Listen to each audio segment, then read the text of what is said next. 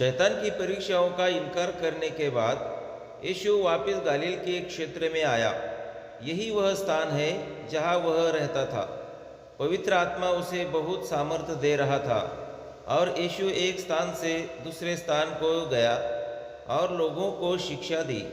सब उसके बारे में अच्छी बातें कहते थे। यीशु नासरत नगर में गया। यह वह गांव है जहाँ वह अपने बालपन में रहा करता था। सब्त के दिन वह आराधना करने के स्थान पर गया।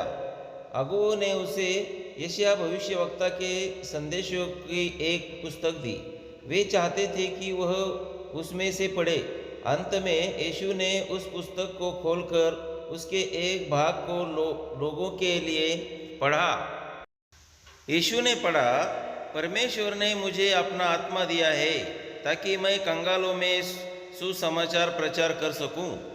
उसने मुझे इसलिए भेजा है कि कैदियों को स्वतंत्र करूं, आंधों को फिर से दृष्टि प्रदान करूं और उनको छुटकारा दूं, जिनको दूसरे लोग कुचल रहे हैं। यह वह समय है जब परमेश्वर हम पर कृपालु होगा और हमारी सहायता करेगा।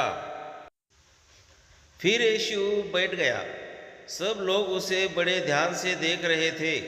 वे जानते थे कि पवित्र शास्त्र का जो भाग उसने अभी पढ़ा वह मसीह के बारे में था। यीशु ने कहा, जो बातें मैंने अभी तुम्हारे लिए पढ़ी है वे इस समय घटित हो रही है। सब लोग चकित थे। उन्होंने कहा, क्या यह यूसुफ का पुत्र नहीं है? तब यीशु ने कहा, यह सच है कि लोग किसी ऐसे भविष्यवक्ता को कभी स्वीकार नहीं करते जो उनके नगर में पला बड़ा हो। एलिय्याह भविष्यवक्ता के समय में इस्राएल में बहुत सी विधवाएं थी, परंतु जब 3.5 वर्ष तक बारिश नहीं हुई तो परमेश्वर ने एलिय्याह को इस्राएल में किसी विधवा की सहायता करने के लिए नहीं भेजा। इसके बजाय उसने एलिय्याह को किसी अन्य देश की विधवा के पास भेजा। यीशु ने कहना जारी रखा, और एलीशा भविष्यवक्ता के समय में इस्राएल में बहुत से लोग चमड़ी के रोग से पीड़ित थे, परंतु एलीशा ने उनमें से किसी को भी चंगा नहीं किया। उसने केवल इस्राएल के शत्रुओं के सेनापति नामक को चंगा किया। परंतु जो लोग यीशु को सुन रहे थे वे यहूदी थे, इसीलिए जब उन्होंने उसे यह कहते हुए सुना तो वे उस पर क्रोधित हुए।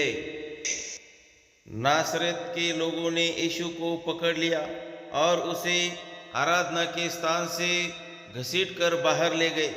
वे उसे मार डालने के लिए नीचे फेंकने को एक चट्टान के सिरे पर चले गए, परंतु यीशु भीड़ में से निकल गया और नासरत नगर को छोड़कर चला गया।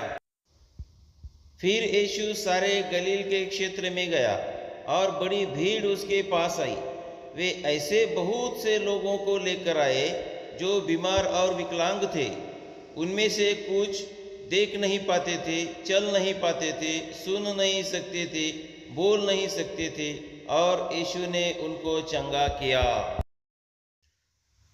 इसके अलावा बहुत से ऐसे लोग यीशु के पास लाए गए जिनमें दुष्टात्माएं थी। यीशु ने दुष्टात्माओं को उनमें से निकाल जाने का आदेश दिया। वे दुष्टात्माएं अक्सर चिल्लाई, तो परमेश्वर का पुत्र है। भीड़ के लोग चकित होते थे और वे परमेश्वर की स्तुति करते थे।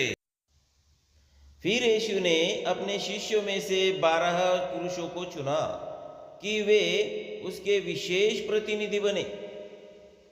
उसने उनको अपने प्रेरित कहा। उन प्रेरितों ने उसके साथ यात्राएं की और उससे शिक्षा प्राप्त की।